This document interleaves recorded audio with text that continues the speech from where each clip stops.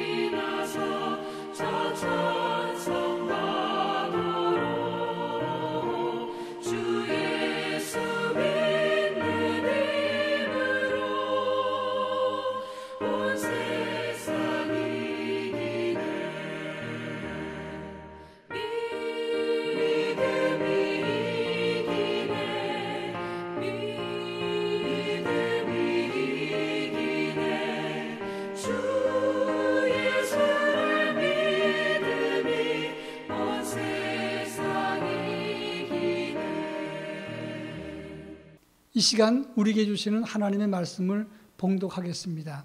하나님의 말씀은 신약성경 히브리서 4장 14절부터 16절 말씀입니다.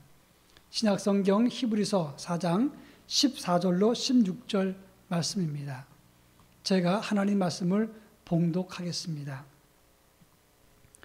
그러므로 우리에게 큰 대제사장이 계시니 승천하신 이 곧 하나님의 아들 예수시라. 우리가 믿는 도리를 굳게 잡을지어다.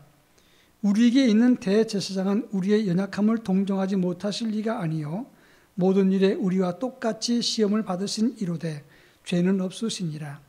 그러므로 우리는 긍휼하심을 받고 때를 따라 돕는 은혜를 얻기 위하여 은혜의 보좌 앞에 담대히 나아갈 것이니라. 아멘. 2차 세계대전 당시에 군의관들이 만들어낸 병명 중에 일명 가시철망병이라는 것이 있습니다. 주로 포로 수용소나 강제노동 수용소에 갇힌 사람들이 하루 종일 가시철망을 바라보다가 극도로 우울해지다가 절망에 빠지는 병이라고 합니다. 처음에는 그냥 우울하다가 나중엔 먹지 못하고 그리고 웃지 않고 전신이 쇠약해지다가 죽게 되는 병에 걸린다고 하는 것입니다. 어렵고 힘든 일이 계속되면 사람들은 우울하게 되고 낙심하게 되고 그러다가 점점 쇠약해진다고 하는 것입니다.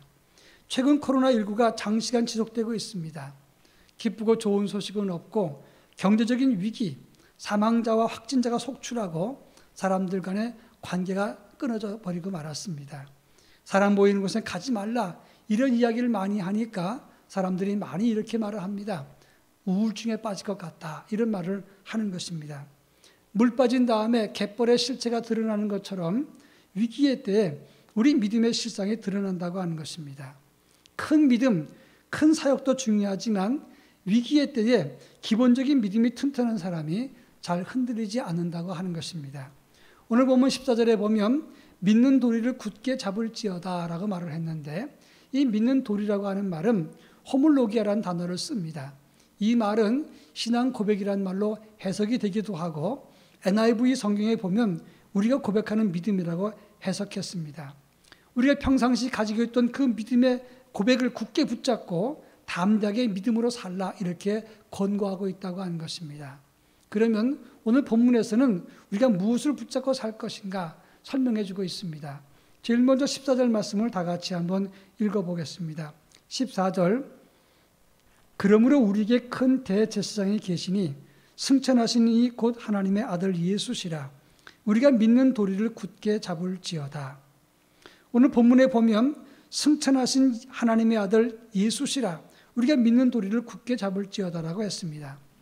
믿음의 주 되시고 온전케 하시는 예수를 붙잡고 살라 이렇게 권고하고 있는 것입니다. 그러면 우리가 굳게 붙잡아야 될 예수는 어떤 분입니까? 오늘 본문에서는 대제사장이라고 설명을 했습니다. 대제사장이란 말은 다리를 놓는 사람이란 그런 뜻입니다. 이스라엘 사람들에게 1년 한 번 7월 10일 대속죄일이 있었습니다. 그때 대제사장은 지성소에 들어가서 하나님께 속죄의 제사를 드렸다고 하는 겁니다.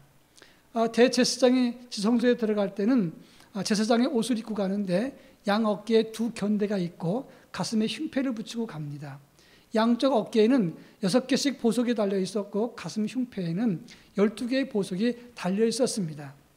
이것은 이스라엘 12지파를 의미하는 것인데 이스라엘의 운명과 허물을 양 어깨에 짊어지고 가슴에 품고 하나님께 나아간다 그런 의미가 있는 것입니다. 우리 모든 인생의 문제를 풀어주고 하나님께 해결의 다리를 놓는 분이 바로 그 예수를 너희는 굳게 붙잡으라 그런 의미가 있는 것입니다. 요한복음 14장 6절에 보면 예수께서 이르시되 내가 곧 길이요 진리요 생명이니 나로 말미암지 않고는 아버지께로 올 자가 없느니라고 했습니다. 또 사도행전 4장 12절에 보면 다른 이로서는 구원을 얻을 수 없나니 사람 중에 구원을 얻을 만한 다른 이름을 우리에게 주신 일이 없음이니라 이렇게 말하고 있습니다. 우리 모든 인생의 위기와 죽을 죄의 문제, 갈등과 가난과 질병과 구원의 문제, 이 모든 문제의 해결자는 예수밖에 없다는 것을 말씀하고 있는 것입니다. 우리는 바로 그 예수를 굳게 붙잡는 믿음을 가져야 이것이 믿는 도리를 굳게 하는 것이라고 말할 수가 있는 것입니다. 그런데 우리는 위기의 때 정말 예수를 굳게 붙잡고 사느냐 이것이 중요한 것입니다. 또 한 가지는 우리가 이 위기의 때 예수를 어떻게 대접하고 어떻게 바라보고 사느냐 이것이 중요한 문제라고 하는 것입니다. 이번에 중국 코로나19의 발원지인 우한이 점차 정리가 되고 잘 마무리가 되고 있다고 합니다. 출입 통제를 통해서 식료품과 생필품을 공동으로 구입해서 제공했다고 합니다. 그런데 얼마 전에 쓰레기차에 비닐 담은 돼지고기를 아파트 바닥에 쏟아 놓았다가 사람들이 난리가 났습니다. 우리를 무엇으로 대접하느냐? 우리가 쓰레기차에 음식을 갖다 줄 만큼 비천한 존재냐? 화가 난 백성들의 이야기 때문에 담당 공무원이 해직이 되었습니다. 위기의 때에 우리는 우리 인생의 해결자 되신 예수님을 어떻게 대하느냐? 대단히 중요한 문제라고 하는 것입니다. 어떤 사람은 원망과 불평으로 예수를 바라봅니다. 어떤 사람은 예수를 위기의 때 잊어버리고 사는 사람도 많습니다. 어떤 사람은 다른 곳에 길이 있는가? 그래서 예수 외에 다른 곳에서 기쁨을 찾기 위해서 노력하는 사람도 있습니다. 여러분, 다른 길은 없습니다. 예수만 바라보고 나아가는 것이 믿음의 길인 것을 기억하셔야 된다 하는 것입니다. 전에 이집트 군인들이 아프리카 수단 동북 지역에 있는 누비안 지역을 점령했다가 이제 귀국했다고 합니다. 연대 병력이 철수하면서 아랍인의 인도에 따라서 그 누비안 사방을 횡단했는데 지치고 갈등이 심했을 때 그들은 원망과 불평이 많았다고 합니다. 그런데 저 멀리 오아시스 신기루가 있자 사람들은 저기 호숫가로 가자고 이야기를 했습니다. 그때 안내한 사람은 그곳에 가면 죽습니다가 만류했는데 군인들은 그 사람을 죽이고 드디어 그 신기루를 따라갔습니다.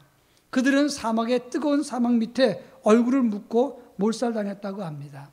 위기의 때일수록 우리를 사망에서 생명으로 옮기시는 예수, 그분 앞에 신실한 믿음으로 고백을 하고 예수를 굳게 잡는 믿음을 가져야 된다고 하는 것입니다. 자, 그렇다면 믿음이란 어떻게 표현되는 것입니까? 휴즈라고 하는 신학자는 믿는 돌이라고 하는 것을 이렇게 설명했습니다. 내적으로는 마음에 품어지는 것이고 동시에 외적으로는 사람들 앞에 고백되는 신앙, 즉 행동이 있을 때 이것이 믿는 도리를 굳게 잡는 것이라고 설명을 했습니다. 그것을 두고 16절에서 이렇게 말합니다. 긍휼하심을 받고 때를 따라 돕는 은혜를 얻기 위하여 은혜의 보좌 앞에 담대히 나아갈 것이니라 이렇게 규정을 했습니다. 여기서 긍휼이라는 말은 자비란 말, 하나님의 사랑과 은혜를 말하는 것인데 구약에서는 헤세드라는 말로 설명을 했습니다. 돕는 은혜라고 하는 말은 돕기 위해서 달려간다는 뜻이 됩니다. 하나님의 긍휼과 돕는 은혜를 얻기 위해서 은혜의 보좌 앞에 나아가는 것, 이것이 바로 믿음의 표현이라고 하는 것입니다. 은혜의 보좌라고 하는 것은 하나님의 임재를 느끼는 하나님의 성소를 말하는 것입니다. 구약에서는 하나님의 성전이고 신약에서는 하나님의 교회를 말하는 것이고 영적으로는 하나님을 만나는 기도의 자리를 말하는 것입니다. 이번 코로나19 사태가 더 확산되었을 때 많은 사람들이 이렇게 말합니다. 믿음의 옥석이 갈려지는 때라 이렇게 말합니다. 코로나19 때문에 답답한 것은 모든 사람의 공통적인 특징입니다.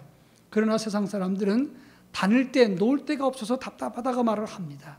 그러나 우리 믿는 사람들은 하나님 교회에 나와서 예배를 드릴 수 없어서 답답하다고 말을 합니다. 이것이 믿음의 사람의 모습이라고 하는 것입니다. 우리가 진정 예수 믿는 사람이라면 은혜의 보좌 앞에 나와야 되는데 그것 때문에 답답한 마음을 가져야 된다 하는 것입니다. 최근에 멕시코 음악축제 비브라티노라고 하는 뮤직 페스티벌이 있었다고 합니다. 여기에 수만 명의 사람들이 몰려들어서 그 축제를 즐겼다고 하는데 확진자 감염이 두렵지만 우리는 우리가 좋아하는 음악 축제를 포기할 수 없다. 그래서 수만 명이 몰려들었다고 합니다. 저는 그 기사를 보면서 참으로 열정이 있고 진정한 음악의 팬이구나 생각을 했습니다. 우리도 그렇게 모여서 예배를 드리는 것은 현실적으로 어려운 일입니다.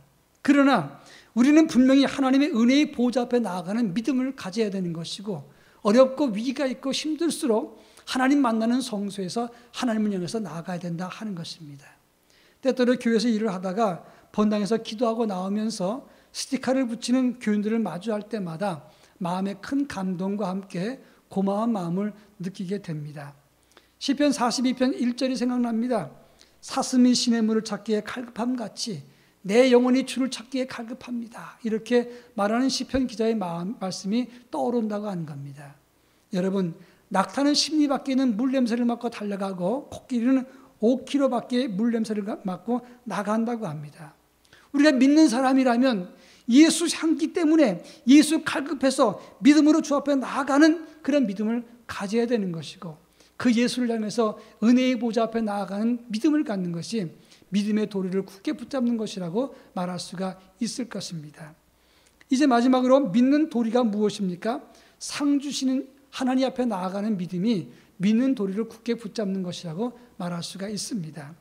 히브리서 11장 6절에 보면 믿음이 없이는 하나님을 기쁘시게 하지 못하나니 하나님께 나아가는 자는 반드시 그가 계신 것과 그가 자기를 찾는 자들에게 상 주시는 이심을 믿어야 할지니라, 이렇게 말하고 있습니다. 상 주신다는 말은 보상한다, 응답한다, 가장 좋은 것으로 채워준다는 뜻이 있습니다.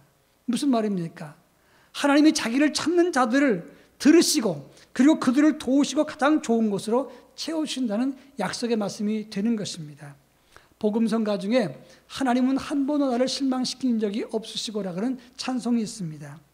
하나님은 한 번도 나를 실망시킨 적이 없으시고 공평과 은혜로 나를 지키셨네. 오 신실하신 주님, 오 신실하신 주, 이런 찬송입니다. 우리 주님은 그 앞에 나오는 자를 실망시키지 않습니다. 시편 138편 7절 이후에 보면 내가 환난 중에 다닐지라도 주께서 나를 살아나게 하시고 주의 손을 펴사 내 원수들의 분노를 막으시며 주의 오른손이 나를 구원하시리이다. 여호와께서 나를 위하여 보상해 주시리이다 라고 말씀을 했습니다. 하나님이 살려주시고 구원해 주시고 보상해 주신다, 이것을 믿는 것이 믿음이라는 사실을 알아야 되는 것입니다. 최근에 미스터 트롯이 인기를 얻었습니다. 미스터 트롯에 나왔던 김나희라고 하는 연예인이 있습니다. 그는 개그맨 출신인데 KBS 공채 28기 출신이라고 합니다. 캐톨릭 신자입니다. 그가 개그맨으로 활동할 때 개그 콘서트에서 코너가 없으면 수입이 하나도 없었다고 합니다. 월 평균 200만 원의 수입을 가졌다고 하는데 미스터 트롯에서 5위를 하고 난 다음에 수입이 20배 이상 증가했다고 합니다. 하루에 50회 이상 행사를 나가는데 엄청난 수입이 들어온다고 이야기를 했습니다. 집중해서 사람들의 눈에 띄었을 때 인생이 달라지게 되었다라고 고백을 했습니다. 우리 인생이 하나님의 눈에 띄고 하나님의 눈여겨보실 때 우리가 어떻게 되겠습니까? 하나님의 자랑과 기쁨이 되기만 한다면 하나님이 책임져 주시고 보상해 주신다는 것을 우리가 믿어야 되지 않겠습니까? 상상할 수 없는 하나님의 은혜의 보상, 10배, 1000배, 10,000배가 아닌 그 이상 되시는 하나님의 은혜의 보상이 우리에게 임하게 될 것입니다. 상 주신 하나님을 바라보고 복된 인생으로 살아야 되지 않겠습니까? 믿음은 큰 역사와 활동이 많다고 되는 게 아닙니다. 기본 믿음을 잘 지킬 때 그것이 중요한 것입니다. 믿음의 주요 온전케 하신 예수를 굳게 붙잡고 그 앞에 나가는 믿음을 가질 때 하나님은 반드시 우리를 형통케 해 주실 것입니다. 믿음으로 우울하고 위기에 빠진 우리가 믿음으로 주 앞에 나아가는 가운데 이 어려움을 극복하는 하나님의 거룩한 백성이 되기를 바랍니다. 다 같이 기도하겠습니다.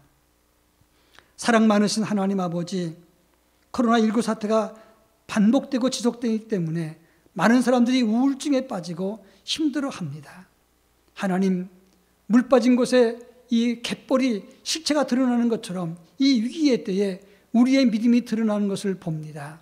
주여 간구하옵나니 어렵고 힘든 시기에 주 앞에 믿음을 가지고 나아가는 하나님의 사람들이 될 수 있도록 저희들을 붙잡아 주시옵기를 원합니다. 믿음의 도리를 굳게 붙잡고 믿음의 주여 또 온전케 하시는 예수를 바라보며 그 앞에 나아가 간절함으로 부르짖게 하시고 상 주신 주님을 통해서 새 힘을 얻는 저희 모두가 될 수 있도록 은혜를 더하여 주시옵소서.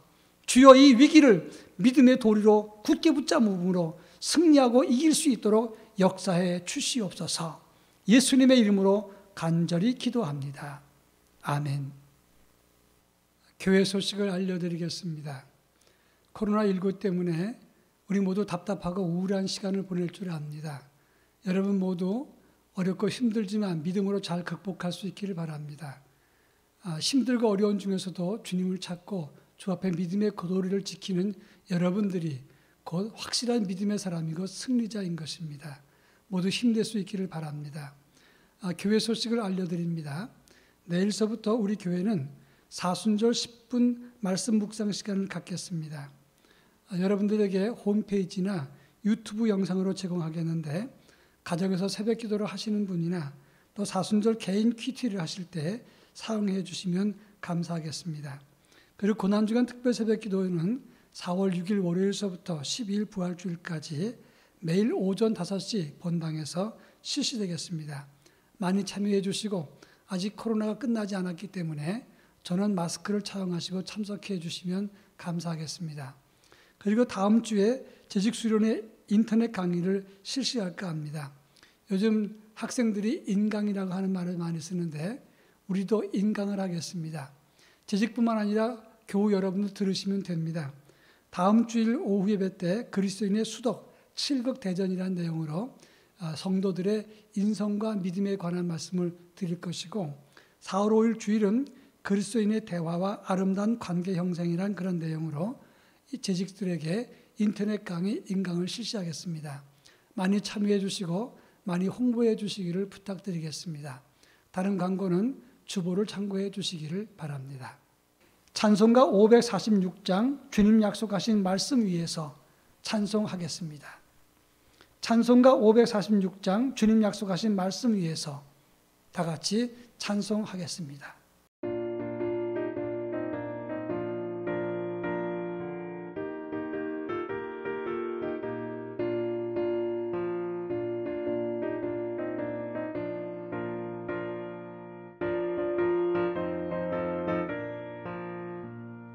주님 약속하신 말씀 위에서 영원토록 주를 찬송하리라.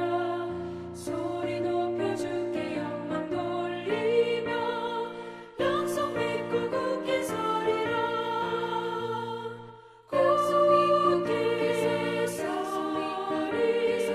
영원하신 말씀 위에 굳게 서리. 말씀 위에 그 말씀 위에 굳게 서리라. 주님 약속하신 말씀 위에서 세상 염려 내게 엄습할 때에 용감하게 힘써 싸워 이기며 약속 믿고 굳게 서리라. 굳게 서리. 영원하신 말씀 위에 굳게 서리. 말씀 위에 서리. 그 말씀 위에 굳게 서리라. 주님 약속하신 말씀 위에서 영원하신 주의 사랑을 믿고 성령으로 힘써 싸워 이기며 약속 믿고 굳게 서리라. 굳게 서리. 영원하신 말씀 위에 굳게 서리. 말씀 위에 서리. 그 말씀 위에 굳게 서리라. 주님 약속하신 말씀 위에서 성령 인도하는 대로 행하며 주님 품에 항상 안식 얻으며 약속 믿고 굳게 서리라. 약속 믿고 굳게 서리. 영원하신 말씀 위에 굳게 서리. 말씀 위에 굳게 서. 그 말씀 위에 굳게 서리라. 다 같이 기도하겠습니다. 이제는 우리 주 예수 그리스도의 은혜와 하나님의 극진하신 사랑하심과 성령님의 감화감동 교통하심이 이 우울하고 위기의 때에 믿는 도리를 굳게 붙잡고 주 앞에 나아감으로 위기를 새로운 기회로 삼고자 만들고 새롭게 일어서기 원하는 사랑하는 성도들, 저들 가정과 삶 속에 그리고 우리 교회와 우리의 조국 대한민국 위에 이제로부터 영원토록 함께 하옵시기를 간절히 축원하옵나이다. 아멘.